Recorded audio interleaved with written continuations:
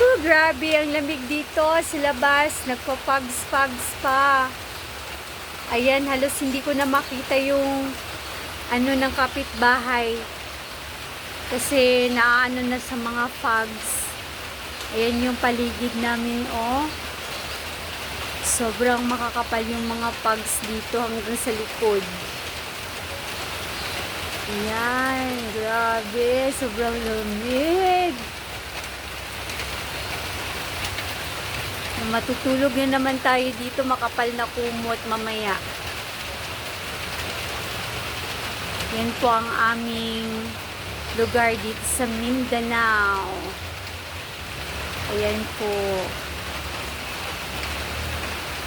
Hindi ko na makita yung kapitbahay namin dito kasi ano na,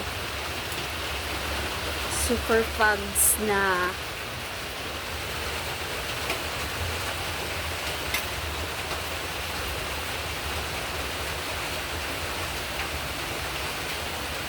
Padilim na pala siya.